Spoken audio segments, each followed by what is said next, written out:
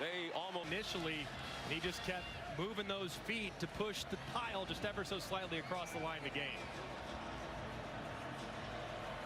Ben Arbuckle's the offensive coordinator. Just 30 years old. Like Mateer, he came over from Washington State.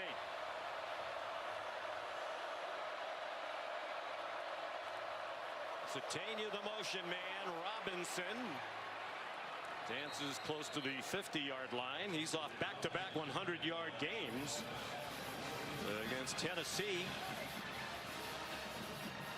He had 115. He had a career-high 119 against Ole Miss. I think they moved to Robinson. He's the more physical back. Now, if you look at Torrey Blaylock, great top-end speed, but they were averaging just 2 yards after contact per carry. They needed a thumper in there, and Robinson's provided it. Now they toss it out wide. There's a flag down thrown by the center judge. There's another flag down at the end of the run. Mekhi Hill-Green made the tackle for the Alabama defense. Daniel Gautreaux is the referee today, leading this Southeastern Conference crew.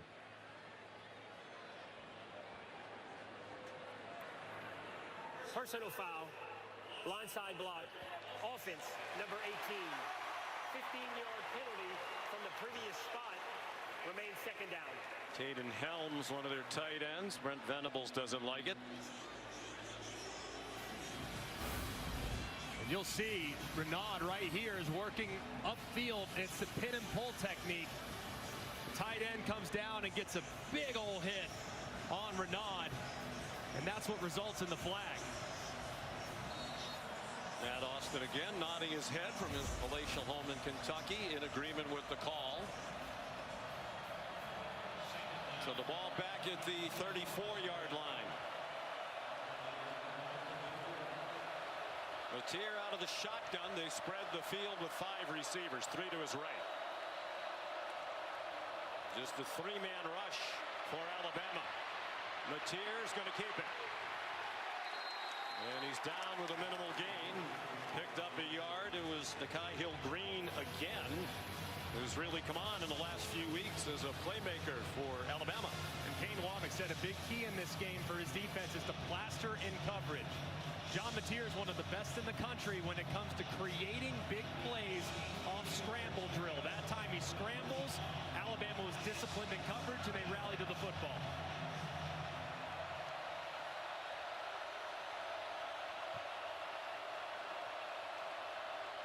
On 3rd and long, a quick hitter to Satania.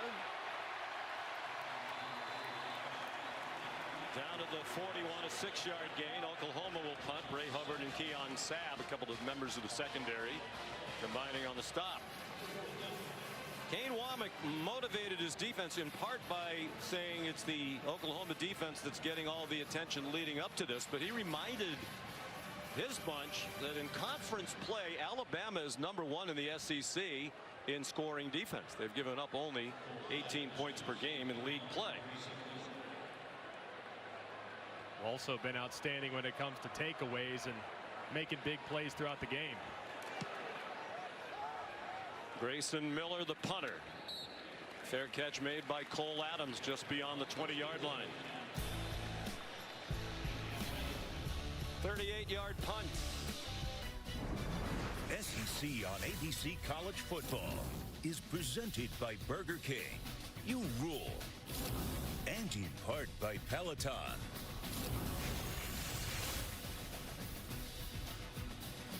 T-Town, Tuscaloosa, Alabama, title town. Great college football history for both of these programs.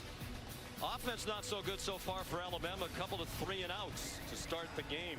-5 yards of offense. Haven't gone 3-and-out on their first 3 drives of the game since 2016 when that happened against LSU in Baton Rouge. It's the second time this year they've gone 3-and-out twice to start the game, also at South Carolina. And they recovered from a sputtering start to beat the Gamecocks with a 4th quarter rally. Ty Simpson has a wide open Jeremy Bernard. There's the first down. So it won't be 3 straight 3-and-outs as they move the ball to the 37-yard line with a gain of 17. And it's well done up front. A little twist by the defensive tackles and good pocket for Ty Simpson to throw a strike. Bernard's team leading 42nd catch of the year here in game 10.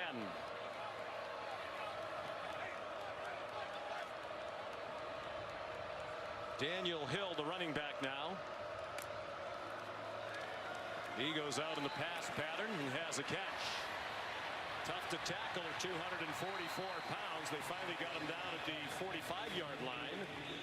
Kendall Daniels and Michael Boganowski. That's now twice in a row in which Ty Simpson had a clean pocket to operate from, was able to scan all the way back to his check down and find an easy completion. Now Hill straight ahead for a yard. They're averaging 3.5 yards per carry. Ryan Grubb, the offensive coordinator. That would be the worst for an Alabama team since 1998, where they've been winning without the run game. In the pistol now with Hill behind Simpson. Looks like direct snap. Yep, they're trying to fake him. Simpson walking toward the sideline. Hill picks up the first down with the direct snap. I think that's the next step for this Alabama offense. They're probably not going to be a group that runs for 150, 200, but the backs now have to get very comfortable picking up what you call dirty runs. It's not going to be well blocked all the time. You get to run through the opponents from time to time as well, and the big 240-pound Hill powers his way for a first down. He's getting more time at running back. Hill, 7 carries in their last game against LSU. Here last Saturday night, that was a season high. Simpson stepped into the pocket. Bernard again. First down, Alabama, 37-yard line of Oklahoma. Cortland Guillory and Michael Boganowski there. 15 more for Simpson and Bernard.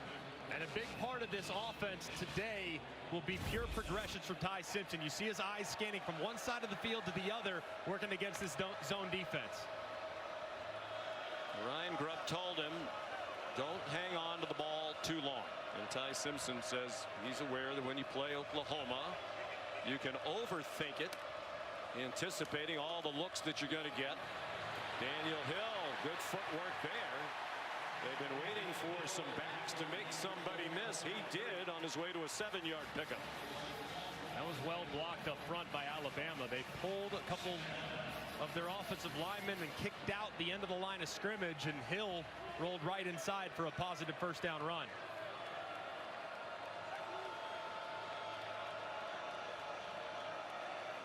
Under 3 minutes to go in the first quarter. Oklahoma leads 3-0. This is something Ty does extremely well. He gets the defense to kind of show their hand, looked like pressure, made an adjustment. Hill open in the flat, and he lost the football on the tackle. Bouncing ball. Oklahoma had a great shot at it. McKenzie couldn't recover it. After Reggie Powers knocked the ball out, looked like it was going to be a takeaway for sure, but the Sooners couldn't corral it on the far sideline. And it was a great tackle on the outside, getting a hit right on the football to dislodge it. McKenzie right there tried to pick it up, and instead of just falling on it, it bounces away from him, where Alabama was able to recover it. And the officials ruling it an incomplete pass, which is a break for Oklahoma. And I would guess the replay booth's going to take a look at this one. Ken Switzer is the replay official today. Forward pass. The previous play is under video review. Did look like Hill had firm control initially and tucked it before it was dislodged.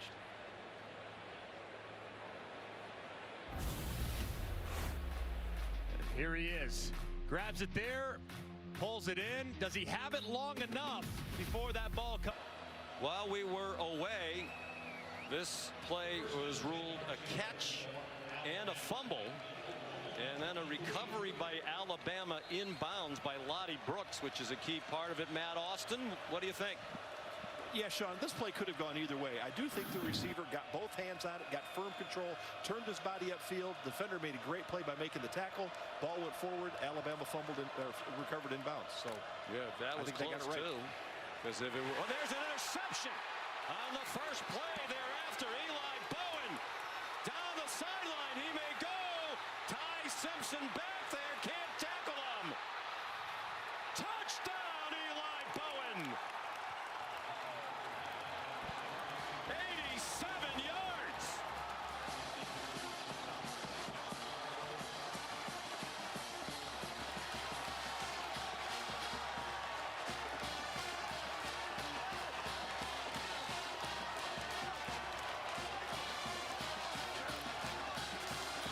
Right after Alabama caught a big break, they actually gained 7 yards on the fumble. Simpson throws just his second interception of the season. Bowen has his second career INT, both of them against Alabama. He had one in their win against the Tide last year in Norman. And the extra point by Sandell makes it 10-0 in favor of Oklahoma.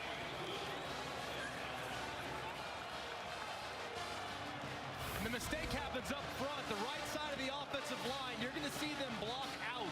They're going to block out, which allows pressure right up the middle. And you'll see Bowen, whose eyes are in the backfield the whole way, just read right underneath it. But you have to protect inside out. If you're the offensive line, the quarterback is not going to have nearly enough time if that pressure's coming right up the middle. If it's coming off the edge, you got a shot. Instead, Ty Simpson has to get rid of it. Bowen's waiting for it. It's a tremendous play by the Oklahoma defense. Eli Bowen noted during the week that Oklahoma is the homecoming opponent. Usually you schedule somebody you think you're going to beat. Bowen said they scheduled us for a reason on homecoming. We'll see about that.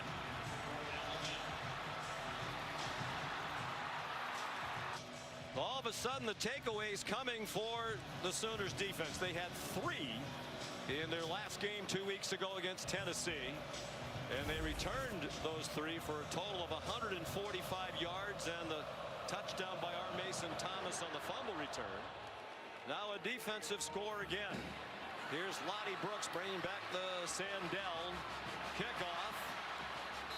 He went speeding along to the 28-yard line. They have just 8 takeaways all season, but 4 of them have come in the last 2 games. The 3 at Tennessee, the pick by Bowen, brought all the way back by the sophomore from Corinth, Texas. You just knew with Brent Venables, too. It was only a matter of time before they started turning people over. They were in the right spot, but the ball just wasn't bouncing their way. In these last couple weeks, they're making all the plays. Alabama came in best in the SEC in turnover margin at +10, 4th best in the country. Tight end screen to Josh Cuevas, and he's to the 31 with a gain of 4, taken down by Kip Lewis. Such an aggressive defense, and as soon as they start to taste the blood just a little bit in the water, the pressure seemingly ramps up a little bit more. So Bama, the counter, tries to go with the screen to slow that rush down. Some late substitutions by Alabama. This gives Oklahoma a chance to substitute, and they're being told to take their time substituting, hoping if they milk enough clock, Alabama's going to have to use a timeout. Fans booing. Simpson, aware of the play clock, needs to snap it. High throw caught by Bernard. Now the ball squirts out at the end, and the officials are ruling Bernard down with a first down at the 42-yard line. Robert Spears Jennings made the stop. An 11-yard gain and very nearly another turnover by the Crimson Tide. Bernard secures it there, goes down. Where's the ball? Yes. Backside is down before that ball comes out. You had possession down on the ground, and then it comes out. So 3 quick catches here in the first quarter for Bernard. We're down to 35 seconds to go in this opening quarter. Pistol with Jam Miller back at running back. And he got stood up at the 44-yard line by David Stone, the Mammoth defensive tackle sophomore, 6'3", 310. and a midseason All-American by the Associated Press after he played sparingly last year as a freshman as a 5-star recruit. He has come on. And he goes vertical into the backfield. Not much you can do about it as an offense. It's the end of the first quarter. Oklahoma trying to make a statement to the gorgeous day. Temperature in the mid-70s here in Tuscaloosa. Oklahoma trying to spoil homecoming. Alabama, the biggest deficit it has faced since it trailed by 17 in that opening loss at Tallahassee. They lost by 14 to the Seminoles. They've won all 8 since. Jeremy Bernard, good run after the catch and the first down. Oklahoma saying it has the ball. The officials saying no. And it is a first down by about the nose of the football. Oklahoma just punching at that ball. Left knee is down before it comes out, though it looked like from Jeremy Bernard, but another close one. It did appear the knee was down just before the ball squirted out. And Oklahoma frustrated about the lack of takeaways through the first 8 games, making up for lost time in the last 2.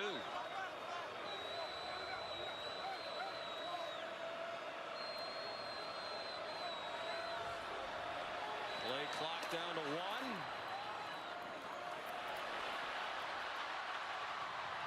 Simpson marked out right at the line to gain at the 38-yard line. Gonna mark him just short, a pickup of 9. And a great read too. Marvin Jones chases the back inside, and Ty Simpson, he'll do this once, maybe twice a game, just to keep that backside honest. He's not going to kill you with his legs, but he will pick up yardage if you give it to him. He's a good athlete. We've mentioned several times this year, listed as a dual threat quarterback when he came out of Westview High School in Martin, Tennessee. The northwest corner of the state. Small town, about 11,000. Simpson back shoulder throw, a little bit too far in back of Bernard. They try to throw it downfield on 2nd and less than a yard. Do put a little pressure on your running game now when you can't run it on 3rd down and a yard. For sure, but I think they treated that like 1st and 10 because it's probably 4-down territory for Alabama. Daniel Hill, the running back.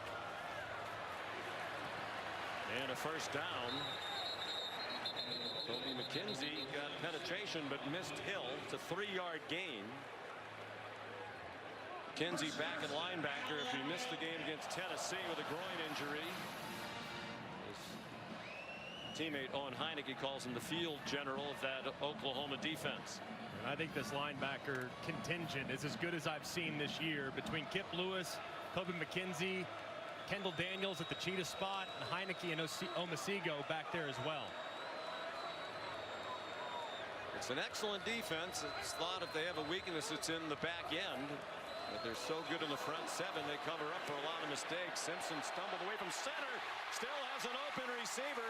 Caleb Edwards, the true freshman tight end, pulled out of bounds at the 11-yard line. Not sure that's the way they drew it up, but it's a 25-yard gain for the Tide. It might have been, though, Sean. Look at this. I mean, Jam Miller goes down on the ground as well, pretending as if it's a fumble. Oklahoma actually played it pretty well. That might be the best acting job I've seen all day by a quarterback. Yeah, I guess it was the way they drew it up. They both stumbled. Ty Simpson, a pretty good actor. Yeah, that's about as close as you can be to falling down without falling down. He tried to zip it into Isaiah Horton. I'm always looking. It looked like that left foot did get a little bit, so maybe it was slightly less agile than you anticipated, but good job regaining focus after what was an interesting call by Ryan Grubb. So you still think that was intentional? I do. I actually do, especially looking at Jam Miller diving on the ground. 10th play of the drive. It is Jam Miller. Got inside the 9, and that's all. Taylor Wine and Sammy Omosigo made the tackle. Almost hard to tell these two head coaches apart today. They look alike. They're dressed alike. Both very different mentalities, though, with Kalen being an aerial assault offensive mind and Brent Venables just relentless in his pursuit on defense. Of course, Kalen DeBoer has to wear that black hoodie. It's become a matter of superstition here. Another interception. Robert Spears Jennings picked it off in the end zone and brought it out. Well, there is a flag down on the play. It's in the end zone.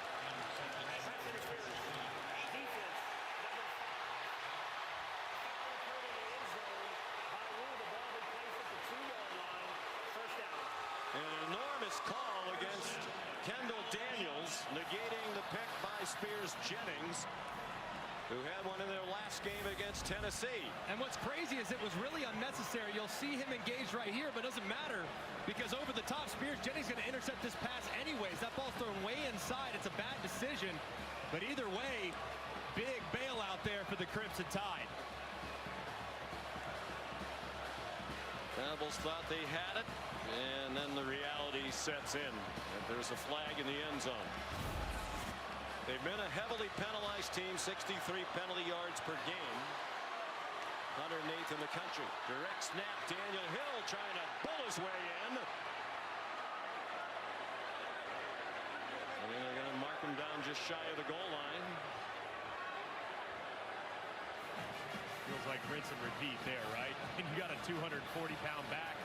You got 3 downs to get it inside the 1. Just go with that direct snap and see if you can pound it in there. And he might do it again. Although Simpson's lined up to take the snap now. He gives it to Hill. Touchdown, Alabama.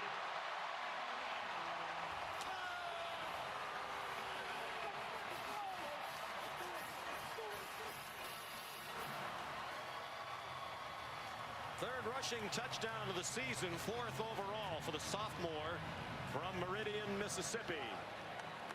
Capping a 12-play drive, they went 72 yards, had it for nearly 6.5 minutes.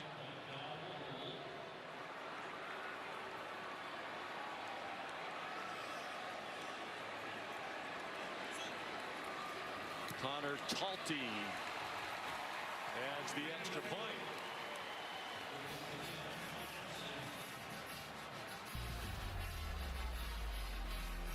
They run the ball into the end zone to the delight of Ryan Grubb.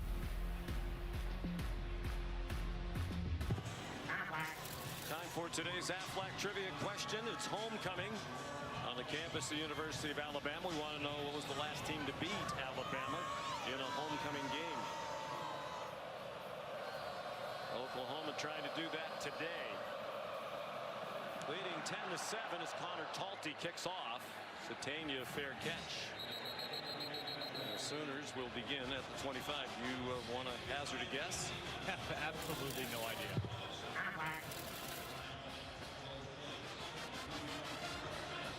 I'm going to say it was like 2003, though. That's my guess. I'm going to say 2002 or 2003, the year. Oh. 2001 to LSU. They've won 22 straight homecoming games since. They didn't have a homecoming game in 2020 because of COVID restrictions. Makes sense. Who was on the other sideline? Looked like Coach Saban probably there for LSU. There's Saban operating officially today. The coach back here at Saban Field from game day in Pittsburgh this morning. Almost an interception by Justin Jefferson. So turnovers and near turnovers and negated turnovers. And it's 10-7 OU. And he does a great job watching the eyes of John Mateer, who's trying to throw one out to the right on an in-breaking route. Just can't quite secure it, but a great effort.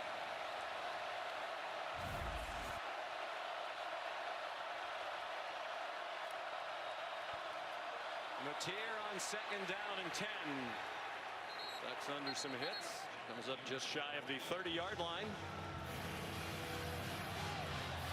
As this season has gone along for Ben Arbuckle, the offensive coordinator, the go-to guy on 3rd down has become Isaiah Satania. He has been so reliable on critical down and distance, and he's lined up there in the slot just inside the hash. Torrey Blaylock is in at running back. He's played very little in recent weeks, supplanted by Robinson as the lead back. Satania went in motion. Mateer back shoulder throw. He couldn't catch it. Matier got rid of it quickly with pressure coming.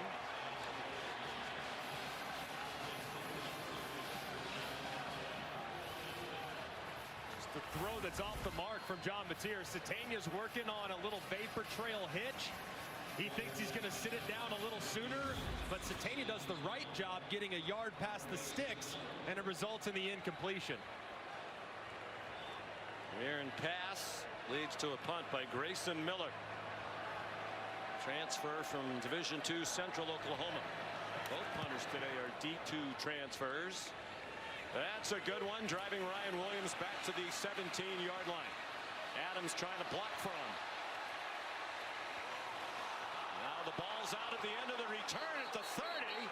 No whistles yet. Sooner sideline convinced they have the ball, and they do. Jaden Hardy knocked it out. Sammy Omosigo recovered the fumble.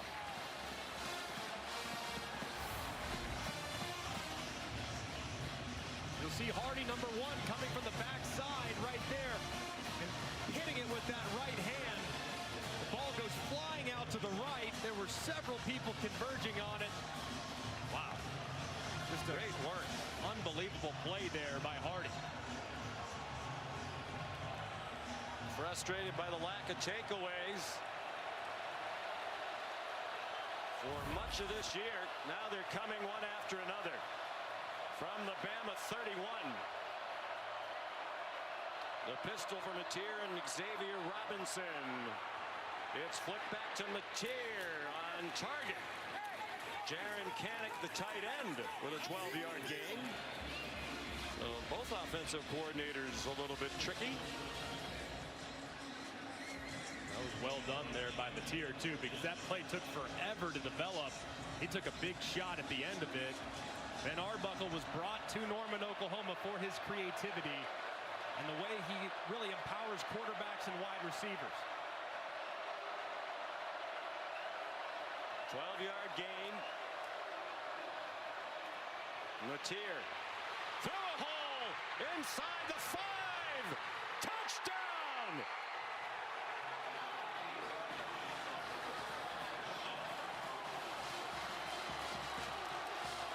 What a run by John Matier!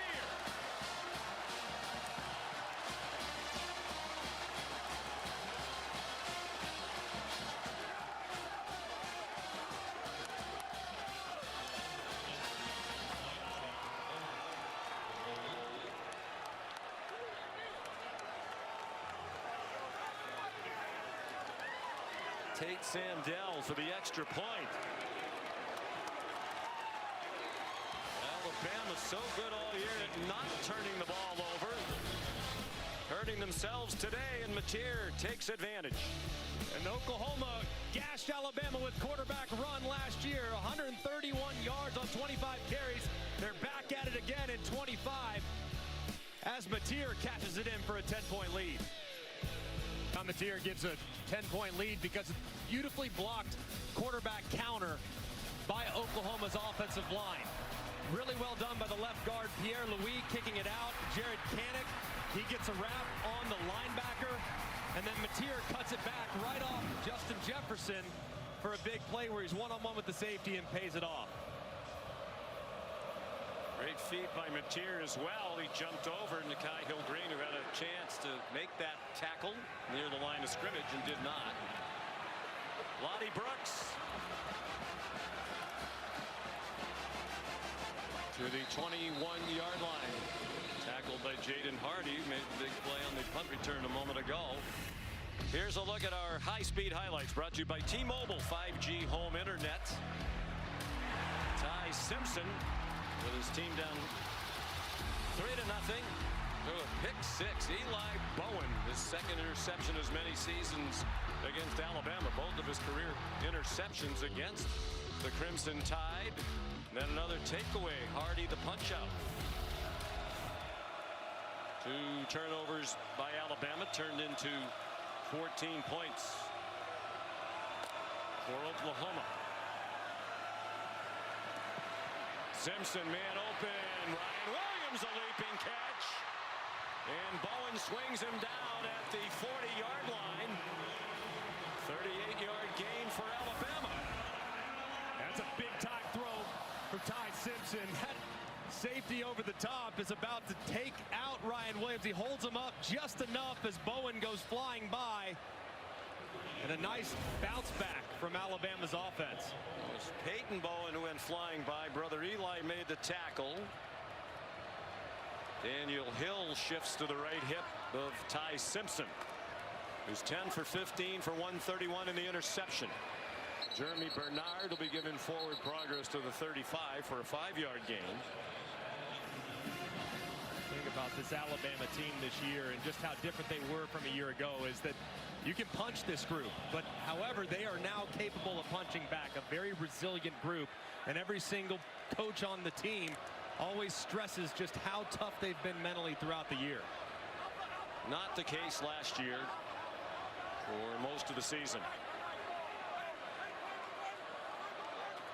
Recent evidence of that attitude, the come from behind win at South Carolina when they were down by 8 with under 10 minutes to go.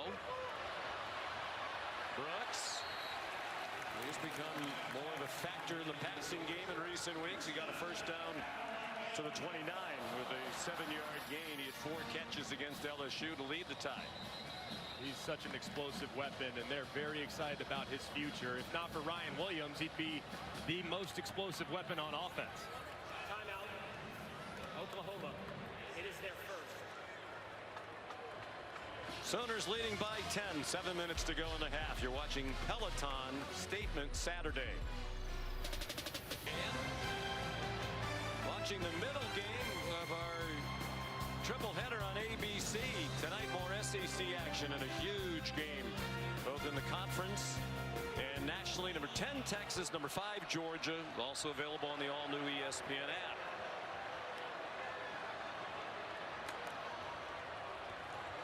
On 1st and 10, Ty Simpson evades the rush. High throw. Bernard was wide open at the 15, and Simpson missed him by a mile. He was off target on some downfield throws last week and described it as brutal. And you usually look at the guy's feet, see whether or not the ball sailed on him, but the feet look pretty good right there. The ball just comes out a bit high, and you see the over-exaggerated follow-through. Tried to get that nose down. Instead, he throws a sail ball. Well, last week he was just 2 for 6 on passes of 20 yards or more downfield. Daniel Hill from Power Football to the 25-yard line, stopped by Michael Boganowski, a 4-yard gain. Brent Venables right here, knowing that Alabama hasn't necessarily been automatic with their field goal operation. This might be a spot where you would bring some pressure, because a sack or pressure on Ty Simpson could potentially knock them out of field goal range. 2 out of 4 on 3rd down so far for Bama. Oklahoma, one of the best 3rd down defenses in the country, 30.4%, 8th best nationally. Cuevas is wide open, and he walks in for a touchdown untouched.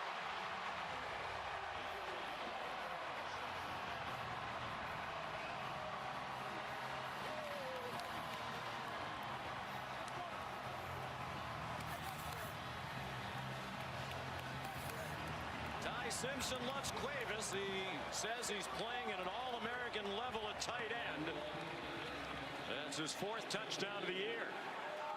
Started his college career at Cal Poly, then on to Washington, and now here at Alabama. Connor Talty to make it a 3-point game. It's 17-14. Very entertaining start to this one. And this is a great job of gamesmanship by Alabama's offense. They actually fake the snap right here. They look back to the sideline, which forces Oklahoma to also look back to the sideline. And then you see a second clap. But look at all these eyes looking over here, trying to get a call. And they just sneak Cuevas out right now. Well designed. They bust the coverage. Alabama takes advantage.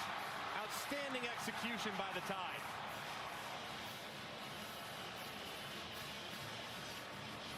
Very tricky today, Ryan Grubb and this Alabama offensive coaching staff. I said they would be, too. I mean, Brent Venables does such a great job of adjusting. And it looked like initially it was going to be pressure. And then as soon as he faked that second clap, they all looked back to adjust out of it. Very well done. And Brian Grubb made the point. Venables likes to call defenses based on the pictures that the offense gives him. So you got to look at that formation. And on the clap, they looked over to Venables, thinking they had time. They did not. Jacob Jordan, a fair catch of the kickoff by Talty. So Ty Simpson on that drive, 4 out of 5 for 74 yards and the touchdown. And now it's John Mateer's turn. They have more return yards to the Sooners than they have yards on offense. 51 more return yards, 129, then there's 78 yards on offense. They need to get the passing game going, too. They got the run game going pretty good. They already have 42 yards on the ground. They got to involve these wide receivers and get them started with some quick throws. Xavier Robinson back in a running back. He stays in the block. Kanik has the catch and a first down. He was more of a target early in the year. Then when Satania emerged, Kanik more of a role player. He's had a couple of catches here today. The former linebacker. He told Brent Venables, I think I'd be more of a factor on our team if you'd let me play tight end. Venables said, we'll try it. That was in the spring. It's worked very well. He's going to stay on offense. Plenty of time for Mateer. The check down to Xavier Robinson, fighting for the first down marker. Didn't quite get there. Tackled by Bray Hubbard, an outstanding safety, one of the best in the country. He does a great job there in the back end, and he'll have to be all over the field against this offense that forces you to cover all the way wide and all the way deep. But I like these first couple plays from Ben Arbuckle. You got the run game going. Now get that passing attack started. Get these weapons involved.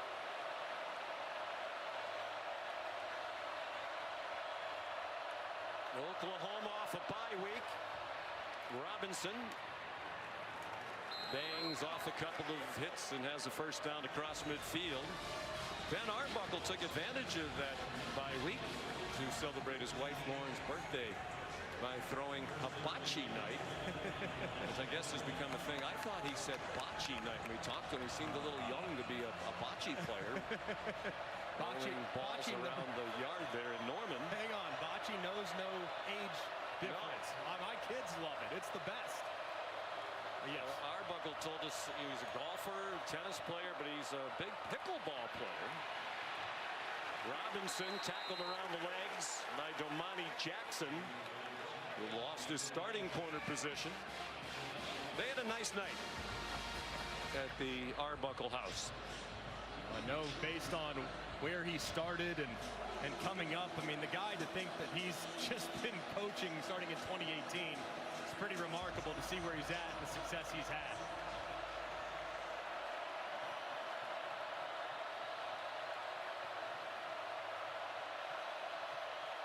Second and 9, under 4 minutes to go in the half. Satania ran into Red Morgan and Keon Sabb.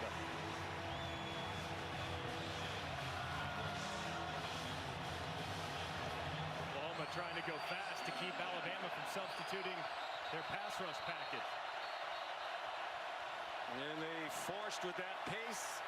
Timeout. Alabama into a timeout. It is their first. It will be 30 seconds. With 3:32 to go.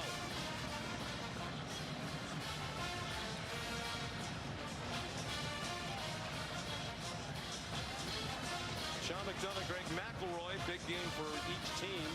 Oklahoma, number 11 in the CFP. When you factor in the automatic bids, that they would be the first team out of the college football playoff right now.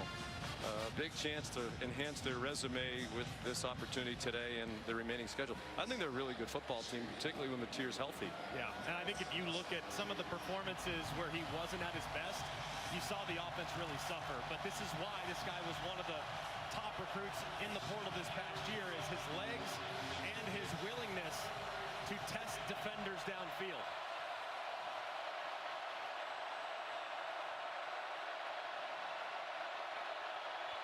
He's dealing with more than 100,000 making noise for the second straight game. He's in trouble. Throws it out wide. There's a flag down. He basically got rid of it in the direction of Torrey Blaylock. Janze Pierre was bringing the heat. And a late flag thrown near where Matier got rid of the ball. There is no foul on the play for offensive face mask. It'll be 4th down.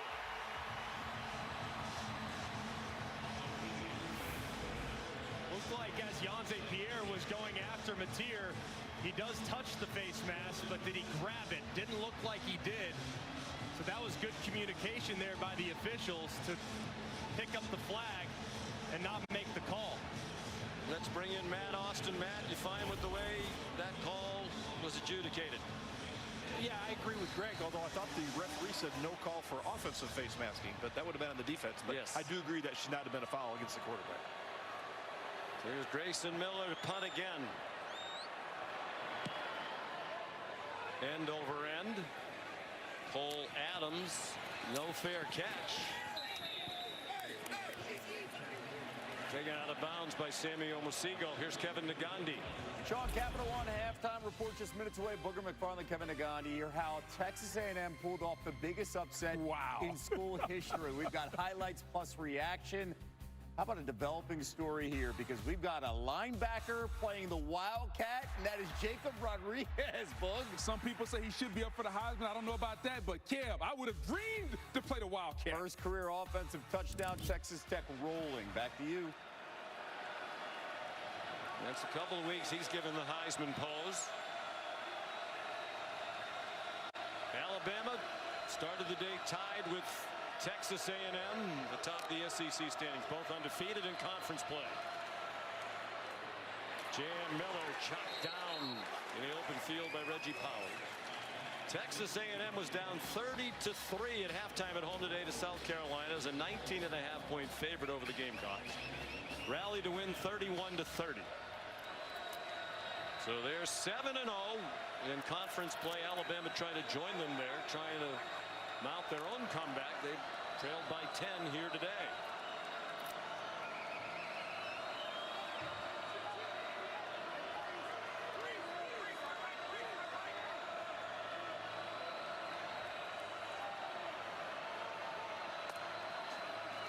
Simpson, here comes a blitz. He got it off. Cuevas again. Finally taken out of bounds after he picked up the first down. Jaden Hardy got him across the boundary. It's a 13-yard gain, and Simpson wants him to line up quickly. And a great job, too, by Ty, seeing Robert Spears-Jennings coming off the edge. He's unblocked. He's got to work the hot route. Hot route, he does. Hits Cuevas on the back shoulder. 3 catches for Cuevas, 27 for the year, their third leading receiver. Ryan Williams slides down with an 8-yard pickup. That'll take us to the 2-minute timeout.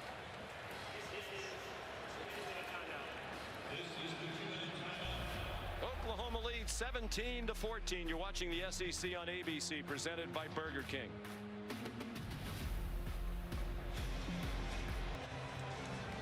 Alabama's been one of the best teams in the country in the final 2 minutes of the first half, plus 39, trailing only Oregon and Toledo in this situation.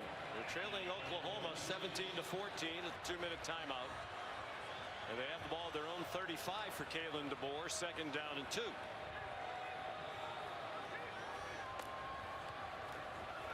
Play action pass, Ty Simpson. Cuevas again. Dragging tacklers with him close to midfield to give him the 49.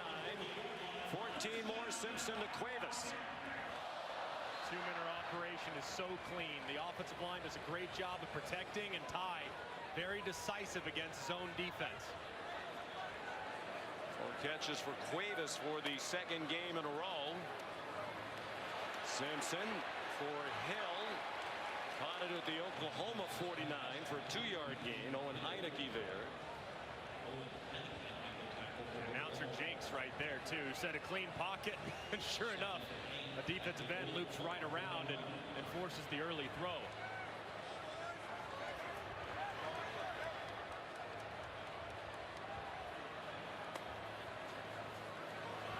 2 timeouts left for each team as Hill turns the corner. There's a flag down.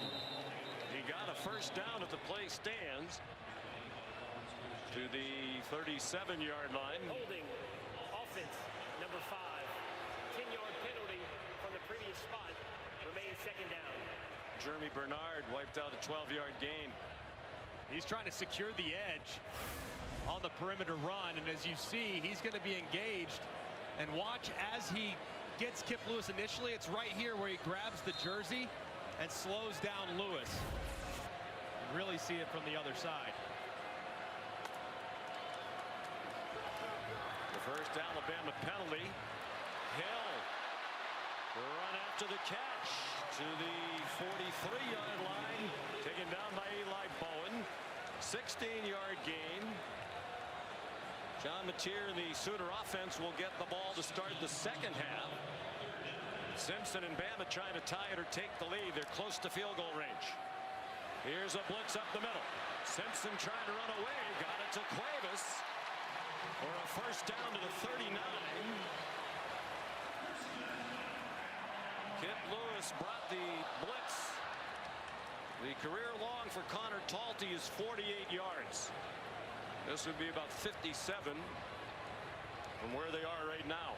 Now with the coach-to-player communication, you would anticipate Ryan Grubb reminding his quarterback, hey, need about 9 yards here to get us in field goal range. That's what he's telling them. So it's very important for Ty to get the ball out quickly and not take any negative plays. He's thrown for 225 here in the first half. 5 catches for Cuevas. And that ball is dropped by Jam Miller.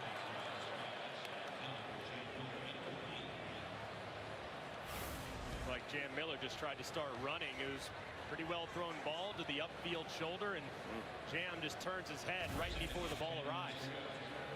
He's had a tough day. There's 1 reception for no yards, whiffed on a pass rush pickup early in the game, and has 7 yards rushing on 3 carries. Still coming back from a concussion against Missouri. But they're expecting more from him. Simpson going deep through nobody in particular. He and Bernard were not on the same page. That drop by Jam Miller ended a string of 8 straight completions by Simpson. Back to the original point here. Ryan Grubb reminding his quarterback, hey, anticipate pressure, anticipate heat. If they drop out, no problem, but you need about 7 or 8 yards to give yourself a chance at 3. Know the situation here more than trying to go for the big one.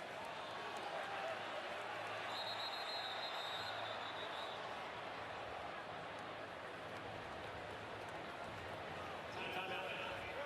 Oklahoma. It is their second. It will be 30 seconds.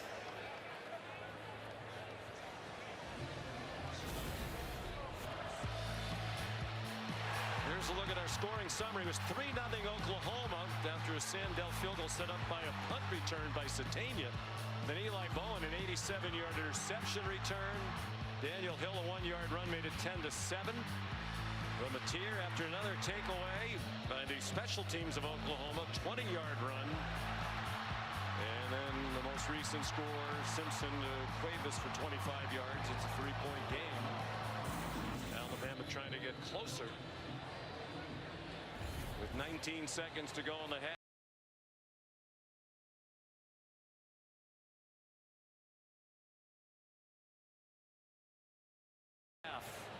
Two takeaways, touchdowns after each.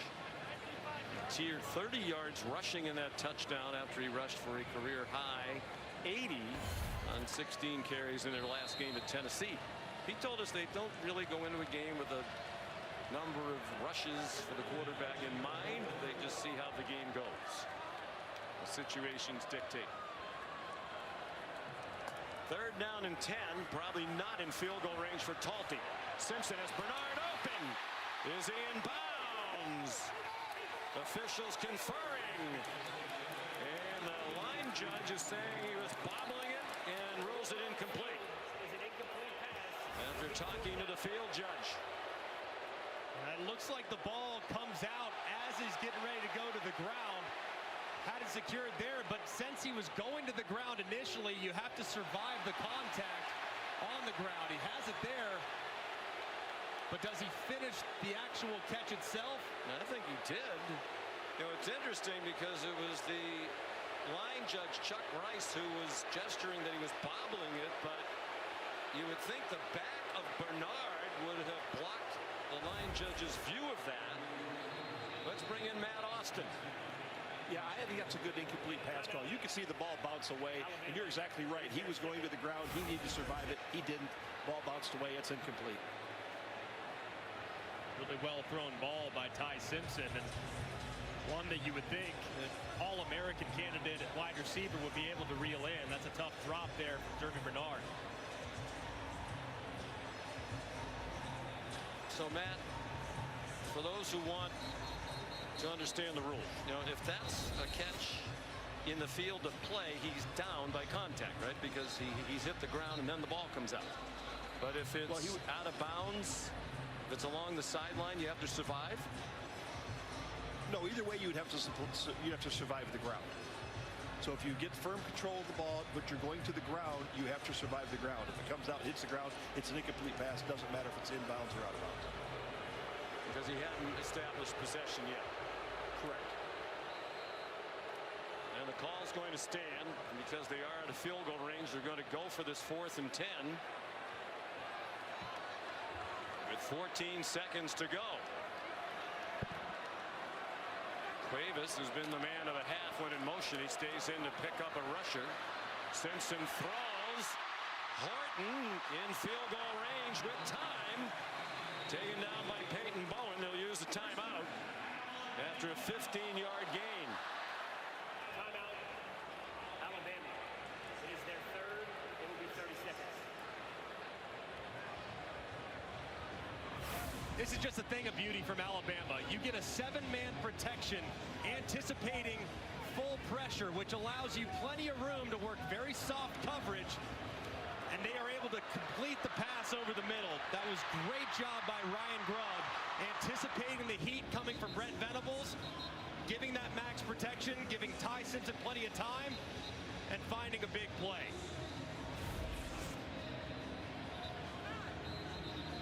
Ryan Grubb's quarterback's thrown for 240 yards here in the half on 30 attempts. 21 for 30 for Simpson. 11 of those attempts on this drive, 8 of them completions. Now the offense is still on the field. Got to be super smart here too. Without a timeout, you want to take one shot to the end zone. You probably have enough time, but the ball's got to come out immediately, or you can take a quick throw, make the field goal about 5 yards easier. I'm surprised. When they're in field goal range, it would have been a 40-yard field goal. That just seems like a very risky thing to gain a few yards. But Talty's had an up and down season. It's an 8-yard gain. So this is going to be a 36-yard field goal. When we talked to Kalen DeBoer yesterday, he said he's pleased with Talty. When he's missed one, he typically bounces back. And he said in the LSU game there was a problem with the snap. Sometimes the laces weren't perfect, but you have to power through that if you're the kicker. Oklahoma. It is their third. It will be 30 Each team has used all of its timeouts. It'll be important here, though, to watch the operation. And that snap against LSU was a little behind the holder in Dowd, like you referenced. So make sure that snap is perfect, because if it's perfect, that means the laces will match, and it'll make it much easier on the field goal kicker, Talty.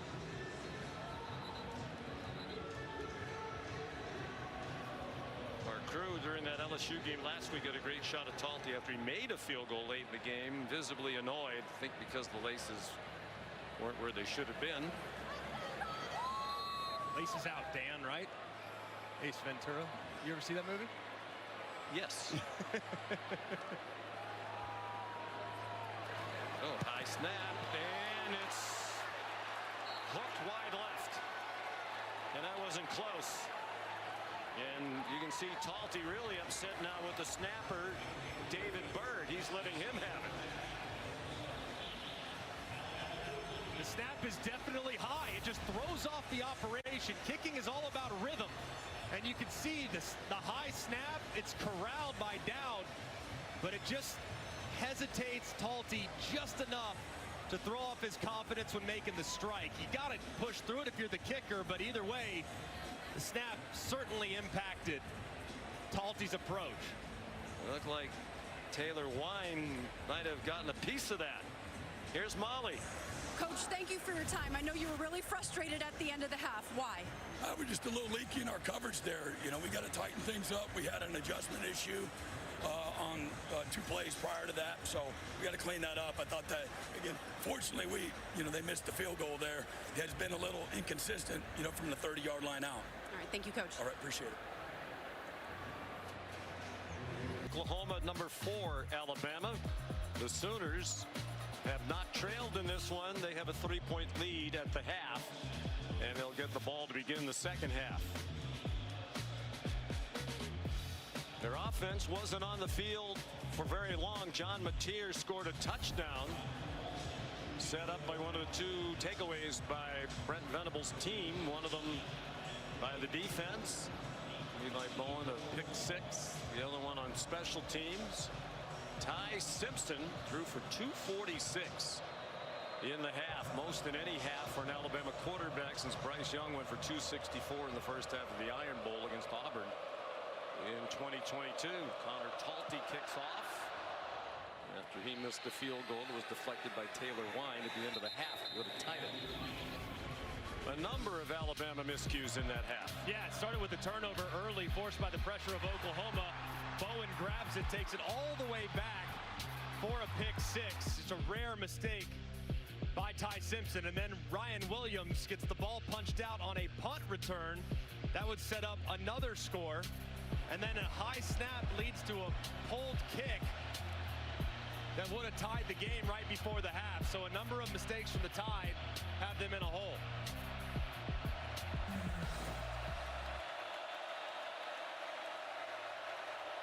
So John Mateer, they were on the field for only 10 minutes and 40 seconds on offense in the first half. Isaiah Satania to the 46-yard line. But coaches talk about it all the time. Both coaching staffs talked about it yesterday when we visited with them. The turnover margin is key, and that's been the biggest factor in this game so far. Yeah, it definitely has. And if you look so far, first play of the second half, they want to get Isaiah Satania. They want to get the horizontal stretch going offensively, because so much of what they did early on was right up the middle. Now they got to attack the perimeter. That's where Alabama might have some room. Xavier Robinson, an 8-yard rush. Second down and 2. Mateer's touchdown run was 20 yards. They went just 31 to score their only offensive touchdown of the first half after the special teams takeaway. Mateer with a flag down, bounces off a would-be tackler. Deontay Lawson didn't get him down, but that might be all for not thrown where you'd expect an offensive holding call. Holding. Offense, number 56. 10-yard penalty from the previous spot. Michael Fasusi, the true freshman left tackle. They're playing with 3 freshman offensive linemen. And this is a tough task for the true freshman Fasusi, who's very talented. But as soon as Mateer breaks to the outside and breaks contain, it's that left hand of Fasusi that grabs a hold of the right shoulder of Yonze Pierre, one of the more disruptive edge defenders in the SEC, and draws the flag. Fasusi, an enormously talented true freshman, originally from Nigeria. His family moved to Texas in 2019. And a 5-star prospect. Mateer dumped it off, and Xavier Robinson was chopped down by Red Morgan for no gain. Here's Molly McGrath. Well, Sean, Alabama head coach Kalen DeBoer's message in the locker room was all about those mistakes in the first half. He said 14 points off of 2 turnovers is unacceptable, and our field position is going to be crucial in this second half. He said the one positive, our defense should be fresh, and he expects them to set the tone here. Alabama have turned it over only 6 times all season through the first 9 games. Lost 2 in the first half. Mateer under pressure. Got it away for a first down. What a play by Mateer to evade the rush and get it to Isaiah Satania for 23 yards to the 36-yard line. And this is a great job by Mateer. You're going to see the pressure by Collins come to the right-hand side. So strong. Somehow gets rid of it downfield. Satania, the ball's out, and it's out of bounds. Well, this has been a wild half plus 2.5 minutes. Red Morgan knocked the ball out. They're going to spot the ball at the 39-yard line for a 3-yard loss.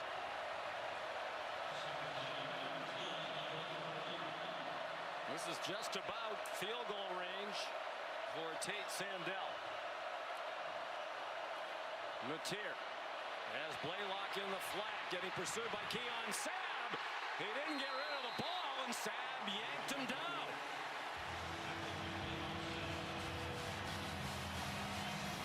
The loss of 2 more. Like you referenced, Sean, your kicker is a weapon. The ball has to come out here.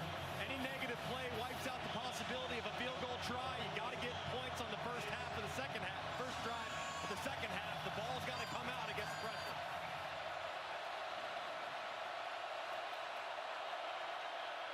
That goes in the books as the first Alabama sack. Mateer, short set. And the play goes to the 34 to Jermichael Carter. The transfer from McNeese State, 7 yards. And it does get them back into definite field goal try range for Tate Sandell. He's made all 6 from 50 plus this season. This would be 52. He made 2 55-yarders in their last game at Tennessee and a 51-yard boot. My goodness, he has a lot of leg. And that one's good. 7 for 7 from 50 plus.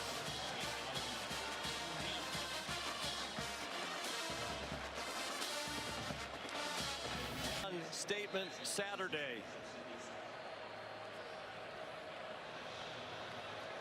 Oklahoma trying to make a statement. Number 11 in the CFP. Right on the fringe of being in the 12-team college football playoff. Chance for an enormous resume booster today with 2 home games remaining after today against Missouri and LSU. Sandell a touchback after his field goals, giving them a 6-point lead.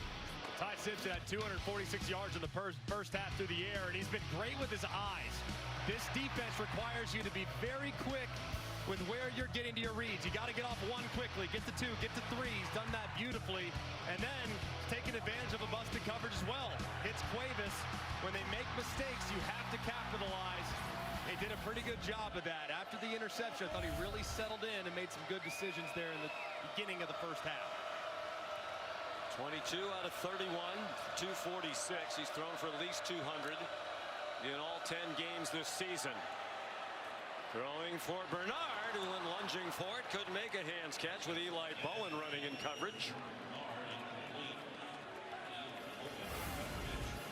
Just like last week, a little bit there in the third quarter, I was just ever so slightly off with some of his accuracy in the third quarter against LSU. And start the third quarter today, another one just barely off the mark.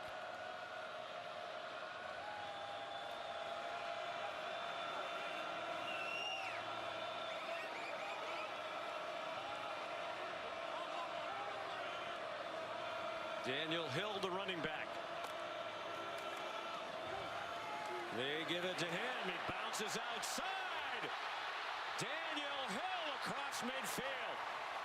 They're going to mark him out at the 47-yard line of Oklahoma for a 28-yard run.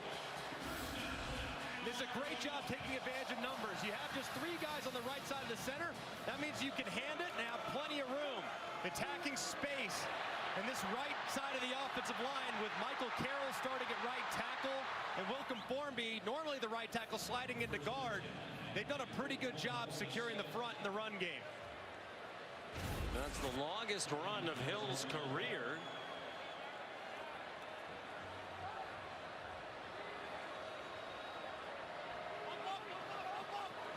Cuevas went in motion.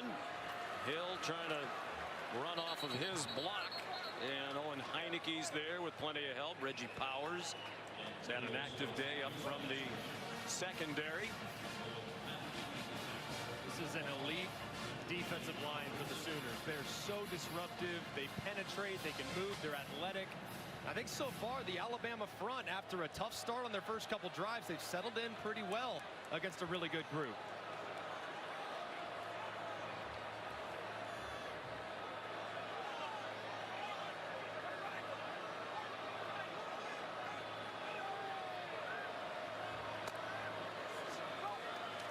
Simpson to Cuevas, up and over after the catch, down the sideline, and then a big collision with Robert Spears Jennings. Cuevas with 19 yards on that play. He's got to be the unsung hero of this passing attack. Does a great job going over the top, staying in bounds, and finishing the run. 6 catches. The 5 he had in the first half were already a career high at the FBS level. He had more, 10 in a game, when he played for Cal Poly. Simpson well protected, lobbing it up for Horton. First and goal, Alabama. Beautifully thrown ball. Horton ran under it for a 25-yard play. Simpson gets them to the line quickly. They mark it at the 2. Miller, the running back, fighting for the goal line, didn't get there.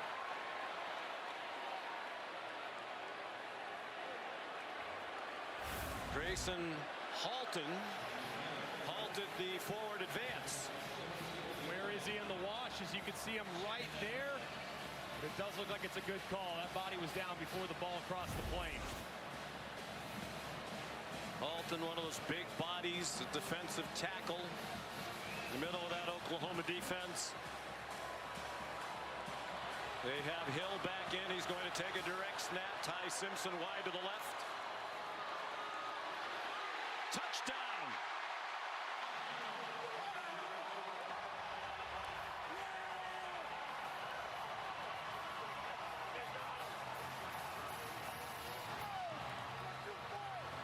Second of the day for Daniel Hill. And now they're an extra point away from their first lead of the game.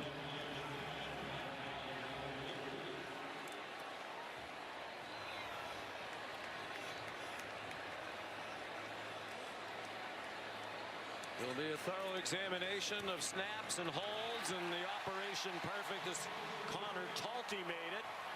They had a different snapper in for the extra point, Alex Rozier. And there was a beautiful throw by Ty Simpson to Isaiah Horton over the top to get him inside the 5, where Daniel Hill finishes on a direct snap to give the Tide their first lead of the ball game. It's such a big-time play by Ty Simpson. This is all-out pressure. Look, you know it's coming. So Ty Simpson says, "Hey, guys, calm down. Hey, check. Hey, I'm going to bring in my tight end. He's going to block the game man line of scrimmage. I'm going to protect myself here. And now I know that they're going to be squatting because they're anticipating a quick throw. I throw a deep ball over the top. It's perfectly placed." And the AT&T Connected Cam shows you just the incredible next-level knowledge of Ty Simpson making that adjustment.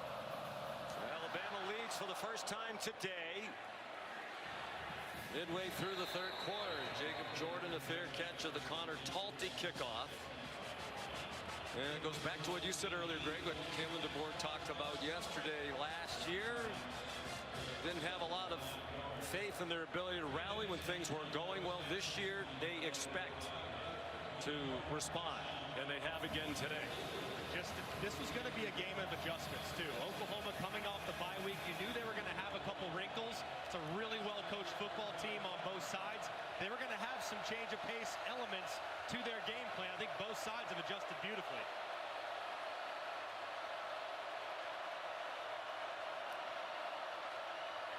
Matier after the play fake, and it's batted out of the air by Tim Keenan.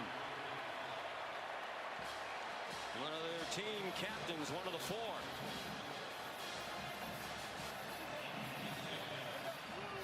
Like at some point here from Ben Arbuckle, haven't seen much of a commitment to the run game, especially the quarterback run game here in this football game. Matier does have 5 carries, but a couple of those were in scrambles, so I want to see a quarterback run here at some point on this drive.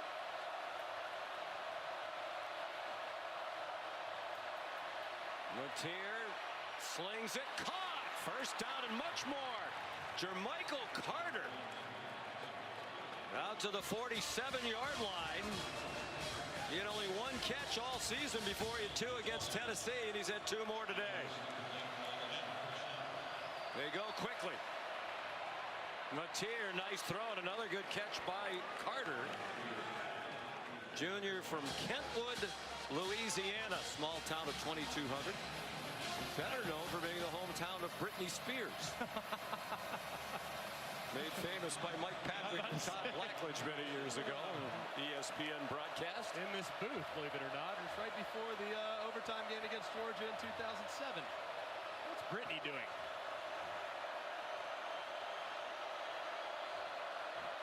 Gotta love what a gamer Matier is, the ability to change the arm angle and deliver the football. The former standout shortstop in high school, thought he might play baseball in college.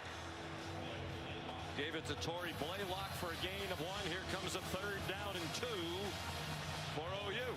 On this play, when I have it on the left hash as a quarterback, I love it. Because I know that if I want to run towards my throwing hand, I can do it. So if I'm Ben Arbuckle, I'm telling my quarterback, John Matier, hey, John, we got him. We got quarterback run to the right. If it's not there, you take off and get it with your own legs. I'd roll the quarterback outside the pocket and give him a run-pass option. There are 2 out of 7 on 3rd down. Blaylock is the running back again. There's a flag down. Blaylock's in trouble and down for a loss. Back of the 49. Yanze Pierre there. There is a flag thrown on the snap. Illegal formation. Offense. More than 4 players in the backfield. The penalty is declined.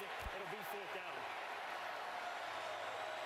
They tried to go with a little quick huddle, but as you can see, there's 5 guys in the backfield. It's on number 84, Carter, that has to check in with the lines judge and say, hey, I'm on the ball. As you can see, he's just off, and that's what leads to the legal formation. That was not good all the way around for the Oklahoma offense. So Grayson Miller's going to punt again. I'd be alert for a fake here if I'm Alabama in their punt return unit. 4th punt for Grayson Miller. End over end. Adams is going to let it go, and a good decision as it bounds into the end zone. 49-yard punt, but not what Miller wanted to do. Ty Simpson's thrown for 2 back for homecoming. And they've watched a very entertaining game with a long way still to go. 5:09 to go 3rd quarter. Alabama on offense with a 1-point lead. Daniel Hill made a stumbling catch, did all he could to get extra yardage at the end. Winds up as a 4-yard gain. Last drive they went down and scored to take the lead, including the 28-yard run by Hill. That's what it's been like on the ground for them all year. It's their 2nd longest rush of the season. A.K. Deer had a 56-yard run, the true freshman, in their blowout of ULM back here in early September. That was the first of their 8 straight wins. Trying to make it 9. Oklahoma crowds the line, and Hill bangs forward. 3 yards short of the first down. Another tackle for Sammy Omosigo. So far, this Alabama offense has been so good. And seeing all the pressures, does Brent Venables this time decide, hey, I'm not going to pressure on this one. Bama's seeing it. I got to just play coverage against a third and short. 4 out of 7 on third down. 4-man rush in the air and throw. Out of the reach of the outstretched Jeremy Bernard with Michael Boganowski in coverage. And a 3 and out forced by the Sooner defense. And that was it. I mean, that's the coverage. You see the drop out. They just rushed 4. They have 7 guys in coverage, and there was a window there for Ty Simpson to hit, and he just misses the mark right in front of Jeremy Bernard. Blake Dowd to punt in his first year at Alabama, punting for the 3rd time today. The Colorado School of Mines. He was a D2 All-American for the Ore Diggers. I know that you knew the nickname of the Colorado School of Mines. Absolutely. Seems like an appropriate nickname for School of Mines. Just in the nick of time, the promo. Tuesday, the exclusive reveal of the next college football playoff top 25 ranking. Reese, Greg, and the guys. Greg has in his contract, everybody else has to be referred to as the guys. They're going to break down, react to the 12-team field. A live interview with the new committee chairman, Arkansas AD Hunter Yurachek. It's 8:30 on ESPN and the all-new app in between games of the men's State Farm Champions Classic college basketball action on Tuesday night. Xavier Robinson on first down, a gain of a yard. Edric Hill there for Alabama. Run game here in the second half really hasn't been there for Ben Arbuckle and John Mateer. Alabama's really selling out between the tackles, so they need to move the pocket, roll him to his right, get him a completion. Like Alabama, they've struggled to run the ball for much of the year. And that throw too far out in front of Isaiah Satania. The total number's better in rushing in recent games for Oklahoma, but Kane Womack pointed out some of that is they've popped a couple of long runs against Ole Miss and Tennessee that have driven the total up. They haven't been able to consistently run the ball, nor has Alabama. Timeout, Alabama with 3:19 to go in the 3rd quarter. That tempo has been challenging on 3rd down. Alabama trying to make full substitutions, and Oklahoma very aware of that, just keeping their offense on the field, getting them up to the line of scrimmage, and Alabama's had a tough time communicating, had to waste a time out there because of the substitution problems.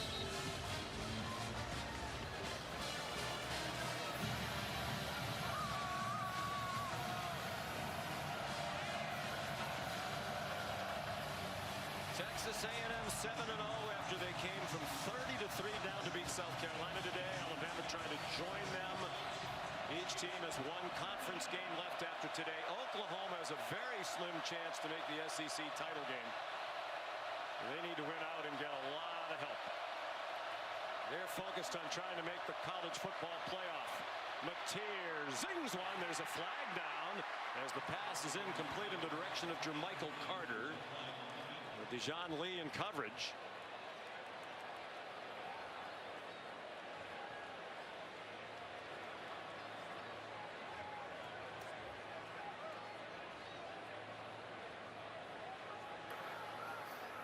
Personal foul, chop block, offense. 65 and 59. The penalty is declined. It'll be 4th down.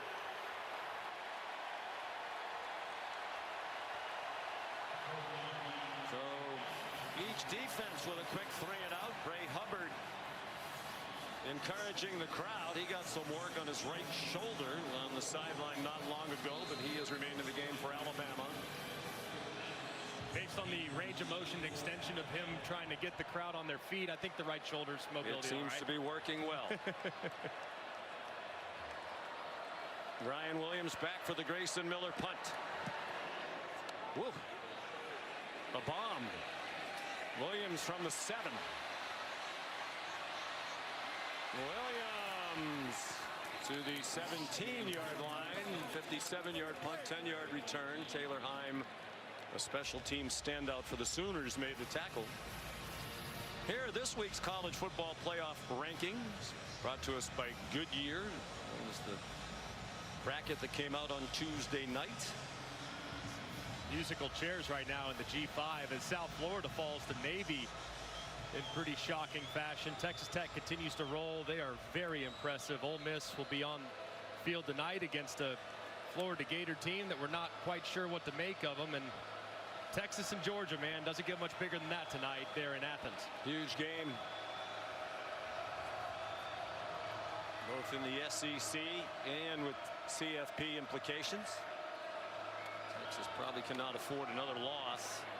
That'll be a huge resume boosting win. They also have Texas A&M to finish the season on the Friday of Thanksgiving weekend. Jam Miller got 4 on first down. It feels like this is the time in the game when you really want to lean on that offensive line. You've snapped the ball 55 times if you're Alabama against Oklahoma's 36. That defensive line is deep, but they're not impossible to move when fatigue starts to set in.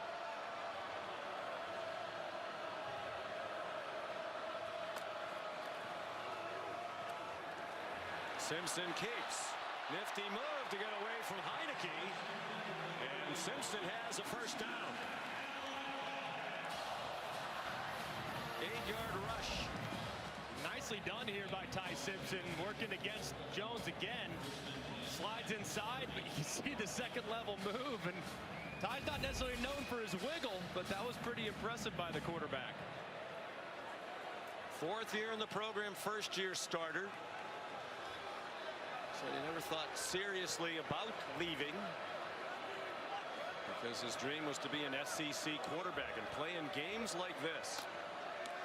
Backed up Jalen Milroe for 2 years. Bryce Young for 1. Miller. It's a 2-yard gain. Of course, Ty Simpson's dad, Jason Simpson, the coach of Tennessee Martin. In the offseason, he had a couple of chats with Kalen DeBoer. And one of the questions they asked, are you going to go out and bring in another quarterback in the portal? And Kalen DeBoer said, no. We believe in your son. We believe in the other quarterbacks in the program. And once the Simpsons heard that, they said, okay, we're staying. Let's go. After the game against Florida State, there were many wondering if that was such a good idea. Simpson took a lot of heat, as did the team and the coaching staff. But that's in the distant past now. They're trying to set up a screen. He threw it away. And Ty, talking to him yesterday, Greg, that loss and the reaction of the fan base and media. For intentional grounding, number 5 is in the area in the pass. It'll be 3rd down. Still on his mind, still on just about everybody's mind in the program. He talked about this is the screw you tour. Right. That's what they feel like they're saying to everybody who gave up on them after the first game of the year. Yeah, I think in many ways the loss to Florida State was probably the best thing to happen to this team long term if they're going to develop and get better right now. Interesting formation here. 2 receivers wide to each side, and Line gets there and forces a fumble. Free ball, and Oklahoma has it. Kendall Daniels on the ball. Ruling on the field was a fumble recovered by the defense. First down, Oklahoma. No R. Mason Thomas today, no problem. Taylor Wine is an outstanding player in his own right. And he's wrecked a couple of plays today for Alabama. But you have to notice the width. That's what R. Mason Thomas does such a great job of. You have a guy just inside who's lined up head up the tackle, and you have Wine who's way outside, so it's hard for the true freshman Carroll to get out there and get enough of a piece of him. You see that big swat with the right arm and landing right on Ty Simpson as he's trying to pull the trigger. 3rd Alabama turnover of the game. They had committed 6 all year. It's their most in one game this season. Mateer after the fake. Goes diving to the 25. Taylor Wine, and his coach quick to point out, Greg, it's not just that he's effective because of the attention paid to R. Mason Thomas. He has been terrific in and of his own. Yes, and he's doing it today, and he did it last week in R. Mason Thomas's absence. He's a big-time player regardless of who's on the other side. Pressure, Mateer slings it out wide. Lots of hand fighting, and a flag thrown. Red Morgan a little too frisky in his coverage of Isaiah Satania.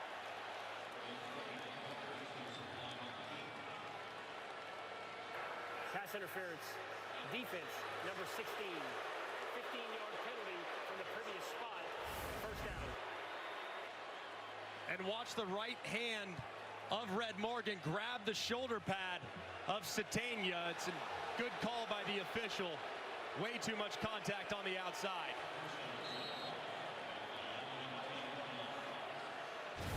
Morgan's played well. He's had more and more playing time in recent weeks. Sophomore from Phoenix City, Alabama. This is the spot on the field where you start to think about John Mateer in the quarterback run game. As it condenses, he had a touchdown run earlier. Even in an empty formation, he can beat you up with his legs. Not only has Alabama turned it over, but they've given Oklahoma short fields when they've done it.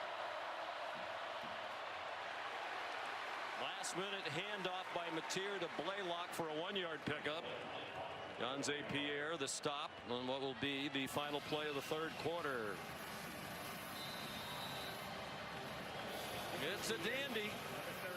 Bama leading by 1, but Oklahoma, which has led through most of the day, poised to reclaim the lead. They're at the 10-yard line.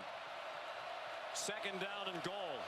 Keep an eye here on play action. This is the down where it comes. So if you get heavy play action, you might try to sneak Deion Burks right up the middle. Torrey Blaylock lowers his head and is down at the 6-yard line.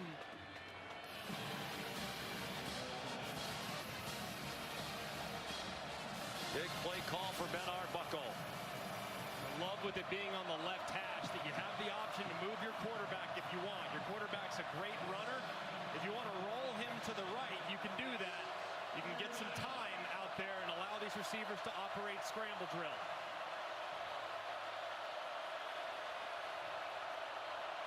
We're 2 out of 9 on third down.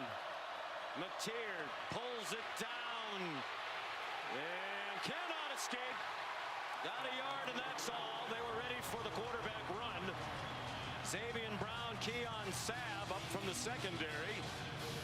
And Sandell will come on to try to give Oklahoma the lead again. And watch too, Mateer's eyes downfield are the whole time. If he actually is able to execute this RPO, he might have had a chance. If you look at it right here, he's got a guy wide open there in the back of the end zone, just couldn't quite get it out in time. Sandell 2 for 2 today. He's made 20 in a row. That's the second longest field goal streak in SEC history. Now 21 in a row. Behind only Will Reichert, the outstanding kicker for Alabama, who made 28 straight in 20, 22, and 23. 24-yard field goal. Taylor Wine knocked the ball away from Ty Simpson. Another Alabama miscue. It's been a bunch of mistakes, very uncharacteristic. It started with pressure up the middle. Ty had to get rid of it quickly. It's intercepted and take it to the house. And then on a punt return from Ryan Williams, gets knocked out, where Oklahoma is able to catch that, and a high snap led to a missed field goal by Talty that gave Oklahoma a 3-point lead going into the half. And then Wine around the right side delivers a perfect hit on Ty Simpson to knock the ball out for yet another takeaway for the Sooners. Wine, a terrific player. He told us earlier in the year he's a late bloomer. See the numbers today. They were best in the conference, Alabama, in turnover margin entering today, and 4th best in the country. -3 this afternoon and the evening. Wine, they didn't have a Power 4 scholarship offer till November of his senior year. He's from the Nashville area, but born in Edmond, Oklahoma. Sandell kicks off.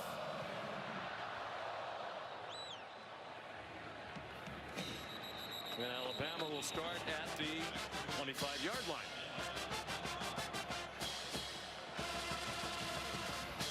-3 in the turnover margin, and that has wiped out almost a 2-to-1 edge in total yardage. They have 366 yards of offense, 296 throwing for Simpson. Ryan Grubb needs to get his quarterback back on track. Just had the fumble, but he's played really smart game for the most part tonight. So this is where you get to your GBOT menu. Get back on track plays. Your quarterback's favorite plays, those are the ones you call after sudden change and a mistake, drive a go.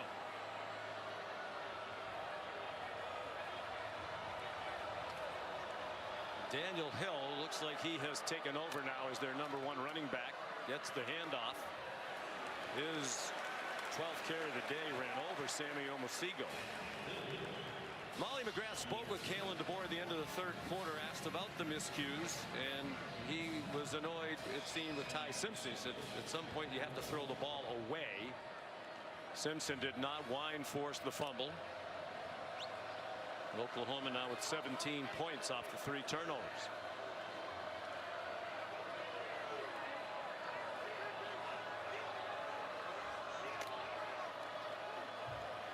Blitz from that direction in which Hill was heading. Kobe McKenzie was there, and Eli Bowen, the blitzer, got back into the play. This is a big down for Alabama, and the guy that's been so reliable today throughout has been Josh Cuevas, their tight end. I tried to find a matchup for him. He's lined up at number 3 right here. McKenzie signaling the defense to the secondary.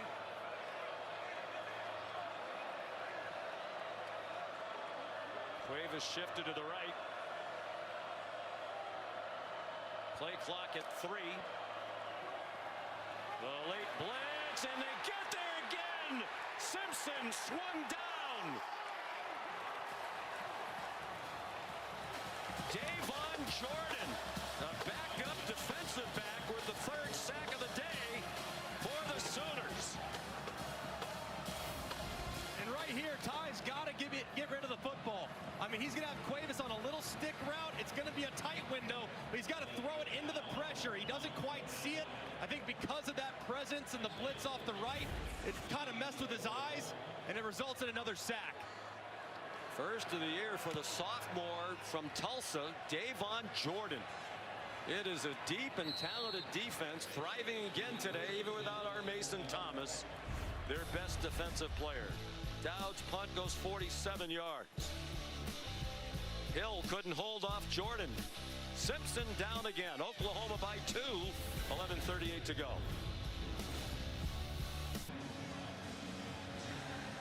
.69 degrees here under clear skies. 11:38 to go. Oklahoma back on offense with a 2-point lead. On a day the defense has carried the offense. Mateer can't go anywhere. Jordan Renaud leading the Alabama defense, and he's fired up about it. Molly. Well, Sean, Sooners quarterback John Mateer leading with confidence on the sideline. He just gave a passionate speech to his offensive line and said, make them quit. Score here, take away their confidence for good, and make them quit in this game. And Sooners players tell us they always feel that they have a chance because of their quarterback. He is a fiery competitor. He's on target to Giovanni Gibson for a 1st down with an 11-yard throw. That throw doesn't look like much, though, but from the far hash, that's not an area of the field that the defense is often going to cover. So to throw an out route from that far away, you're going to have a lot of soft coverage. Mateer takes advantage and makes a nice play. He says the thumb injury, the recovery from surgery, is no longer an issue, and it certainly looks that way with the way he's been throwing the ball. Trent Venable said it was obvious the velocity had come back up in the last game against Tennessee. Xavier Robinson got 4. Would you concur with your quarterback expertise? Does it look like he's back throwing the ball as he did, or at least close to it at the beginning? Very much. There have been a couple misses, but for the most part, the velocity is there, and the ball placement continues to get better every single week. Said he benefited from their bye week last weekend, went home for a day, but also worked on his mechanics, got some extra reps. That young offensive line gives him a lot of time. Dangerous throw back over the middle, and he got away with it. Diving interception attempt by Nakai Hill-Green. He was trying to force it back to Jaron Kanak, the tight end. Yeah, very dangerous here as Kanak is well covered too. It looked like the outside end Carter might have a chance at it, so he tried to throw him away where Nakai Hill-Green was waiting to potentially reel it in to set up now a 3rd and 6. You got to be looking for Satania. He's your go-to guy on 3rd down. He's your most reliable weapon. He's the guy I'm targeting, and he's lined up down here in the slot. 10. They have just 207 yards of offense, but they have a 2-point lead. Mateer, quick throw and a strike for a first down to Javani Gibson. 15-yard completion to the transfer from Arkansas Pine Bluff. Just an excellent job by Mateer. He sees the pressure off the left-hand side. He knows it's unblocked. He has to get rid of it. He throws a strike to that void in coverage and converts another big third down.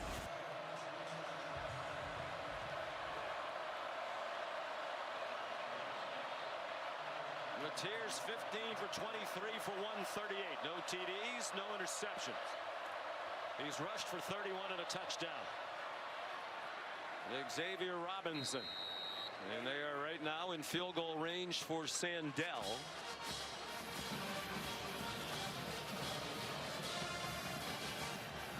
There's John Mateer's mom, Judy. It's tough, isn't it, to be a parent? Can't even imagine. But also the sense of pride and everything. And what a terrific young man. They're from Little Elm, Texas. The Dallas-Fort Worth Metroplex. John got a little time at home with his family. Looked like a design run. Boy, does he have great feet.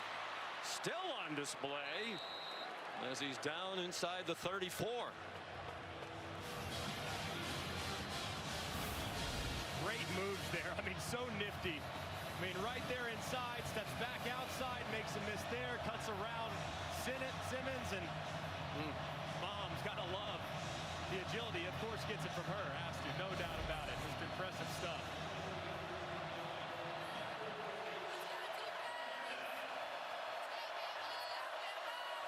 Under 8 minutes to go. And movement along the left end of the line. False start. Offense, number 55. 5-yard penalty. Remains Eddie Pierre-Louis, the redshirt freshman, one of the 3 freshmen on the offensive line for Oklahoma. The other 2 of the tackles, true freshmen. And you'll see him just flinch ever so slightly right there, kind of falling out of his stance. That's a big, big mistake there, too, because now third down gets much more difficult against this pass rush from Alabama. Yonze Pierre has been quiet today. Keep an eye on 42. They'll feature him in the pass rush. And this is right on the fringe of field goal range, in part because they're going into a light breeze at the moment. Mateer forced back. Threw it at the feet of one of his offensive linemen. It's an incomplete pass. Now the officials are conferring. He's in the tackle box. There's no receiver there. And I think they're talking about a possible intentional grounding call. Ben Arbuckle's saying, oh, here comes the flag. And I think they got this right. Intentional grounding. Offense, number 10. The ball replaced at the spot of the foul. Loss of down. Well, that's huge because now the field goal try is out the window. And watch where Mateer throws this ball. I mean, the receiver's coming from the left. It's a middle screen, but it's a long way away. I mean, he throws it to the 46-yard line, and the receiver's on the 39 to the left-hand side. That ball was dirted probably 10 yards away from the intended target, and that's what resulted in the call.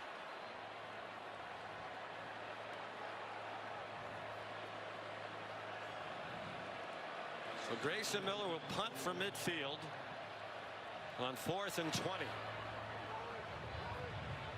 Adams is going to let that one go again. This time he didn't get the bounce he was hoping for. And the Sooners down it at the 6. Owen Heineke there. 44-yard punt. It's a 2-point Oklahoma lead. They had a chance to build on that, but couldn't get it done. In part by T-Mobile 5G home internet. A big intentional grounding call took Oklahoma out of the potential for a field goal try. Let's bring in Matt Austin. Matt, do you agree with this call? Yeah, Sean, I do. Normally, when the quarterback realizes the play's not going to work and he wants to throw it into the ground, you got to get it about halfway to the receiver. When you're under duress, you got to get it within a yard or 2, and this isn't even close, so this is a good call. And a costly one. They likely would have tried the field goal given the strong leg of Tate Sandell.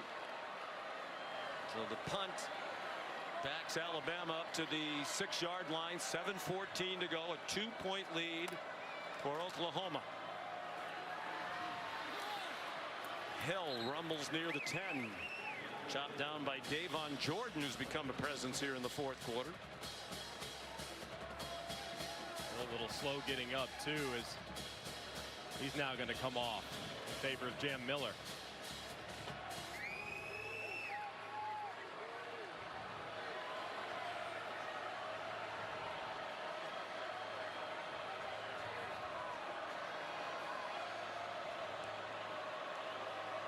Miller goes wide to the left.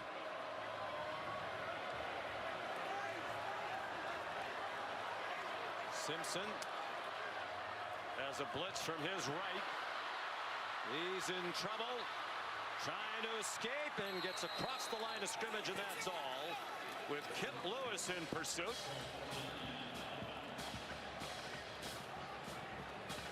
Big third down here for the Alabama offense, not just to keep the drive alive, but because of field position as well. You don't pick this up, you're getting it back likely to the Oklahoma Sooners at near midfield. So I'd be looking towards Quaves again. He's been the go-to guy today in the passing game. He's lined up in the slot at the top.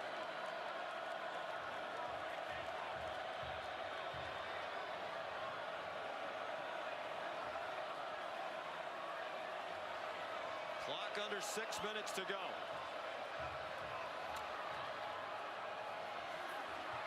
Simpson to Bernard, first down.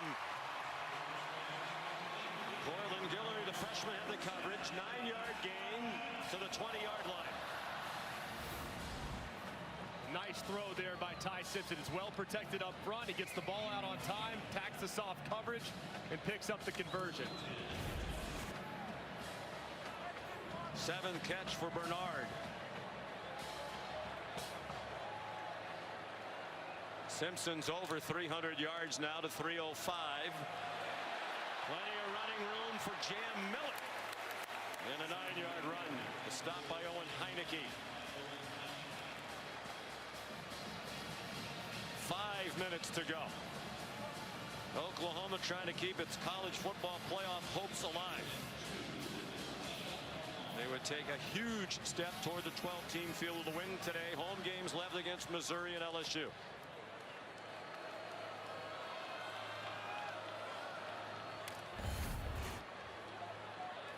With a win, a better than 50-50 chance, according to the All-State playoff predictor, of making the college football playoff.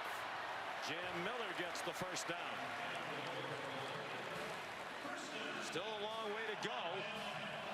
But remember the field goal troubles for Alabama.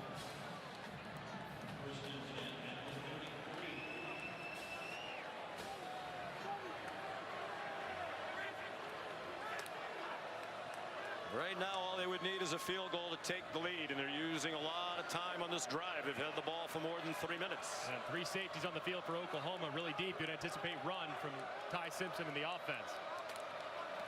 This might be their last possession of the game. Miller. They did run the ball, and Miller got only a couple. Peyton Bowen there to make the stop. Brent Venables knows just how potent this passing attack is. So right now, he's opted to play 3 safeties, all very deep. You have Bowen, you have Spears Jennings, and you have the cheetah, Kendall Daniels, back there to talk Alabama into handing it off and not testing the secondary. Now they'll adjust to a more traditional look. Here comes a blitz. Simpson, a quick pass. Brooks collared. Trying to stay on his feet. Peyton Bowen needed some help to finally wrestle him down. Marcus Strong came in at the end of the play. The crowd didn't like it. 6-yard gain. And Brooks slow to get up.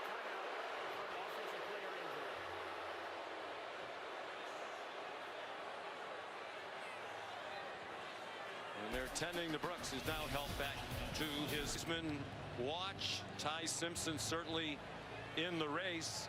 Many say he is lacking a Heisman moment.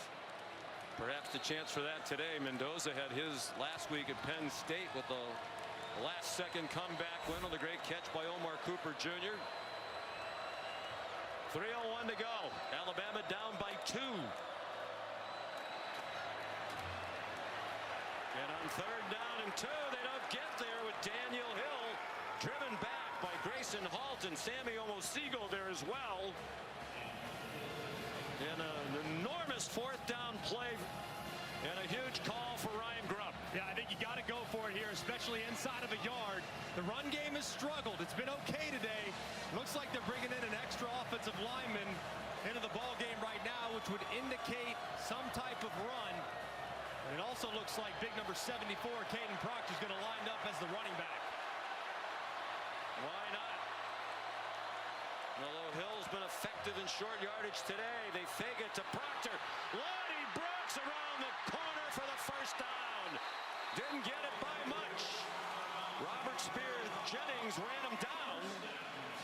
Well, with Proctor in the backfield, everybody just assuming they tried to send the offensive tackle ahead, including that OU defense. And this is a very similar play that Ryan Grubb and Kalen DeBoer ran at Washington in a gotta-have-it situation. They fake it to the inside, they pitch it around the edge, and pick up a key conversion. 2-minute timeout. 2-point lead for Oklahoma. Good hands play. In the hands of Taylor Wine, perhaps the difference in this game. Up and over on the Talty field goal try at the end of the 1st half. Was not a good-looking kick when it left his foot, but he is taking credit for the missed field goal. And right now, that's the difference in the game. One of many big plays. Alabama down by 2. And with 2 minutes to go, they're likely just trying to play for the go-ahead score. Simpson threw it away. They have him down back at the 33-yard line. Kip Lewis has had another huge game for Oklahoma with an 11-yard sack, the 4th of the day for the Sooners. And this is really well timed on the blitz. Watch Ty Simpson's right leg. Is he down? Yes, he is. The left leg down right there. A great call. 2nd and 21. Lots of time this time. Simpson man open and a low throw. He short hopped Isaiah Horton.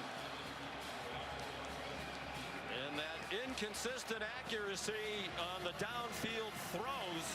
A problem again for Simpson here at crunch time. And on this play, 3rd and 21, you're not thinking about getting all 21 right now. What you're thinking is, I got to make this 4th down more manageable. And you get 10, 12 yards to get me to a 3rd and 6, 3rd and 7, and then you have a far more realistic chance of a conversion on the 4th down. So don't have to get all of it here. I'm not anticipating pressure at all from Oklahoma, who will probably just drop back and play zone coverage. We better hurry up and get lined up. The play clock's at 2 with men going in motion in every direction. And DeBoer uses a timeout. Timeout. Alabama. Already with 21 to pick up on 3rd down. Didn't want it to be 26, but now they have just 1 timeout left. And that's a huge problem, too, especially if you don't get it, can't stop the clock, all those other things. You got to save the last kick, too, for the field goal kicker so you can get your operation out there. Well, they have 2 plays to get 21 yards, or it's ball game over. And 8-game winning streak over. And again, today, neither team has rushed the ball. Oklahoma has been carried by its defense. They've had 4 scoring drives and they've gone 23 yards, 31 yards, 41 yards, and 22 yards. They've had a defensive score. They've had takeaways, give them short fields. Sometimes when you're in 3rd and super long like this, sometimes you'll see the defense bring pressure to just force the ball out of the quarterback's hands quickly. You'll be able to tell pretty quickly by the alignment with this wide alignment along the defensive front. Probably not thinking that, but keep an eye on 38, see if he drops out. 4-man rush. Simpson steps into a throw, caught short of the 1st down. At the 49-yard line, Isaiah Horton for 16. They need 6 more. The play of the season to date for these 2 teams.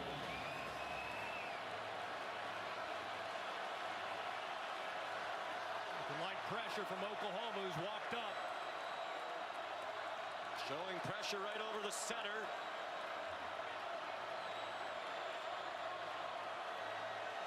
Daniel Hill, the running back. Will they bring that pressure? Yes, they do. Heineke tried to blitz. Simpson throws. Broken up. Peyton Bowen. What a day for the Bowen brothers and the Oklahoma defense.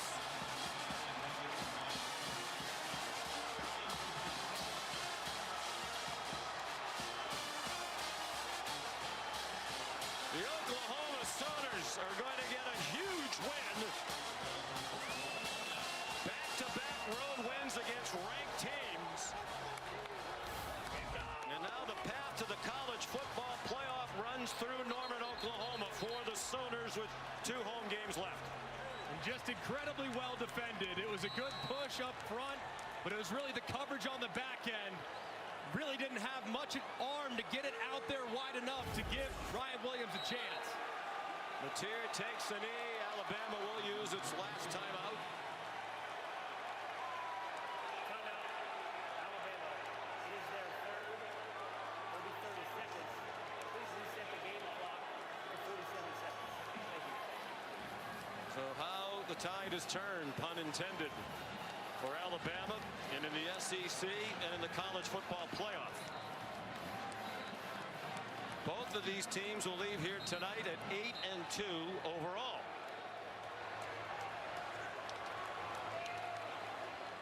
And now all of a sudden, Greg, the Iron Bowl at Auburn is huge for Alabama. They're still in good shape to make the SEC title game.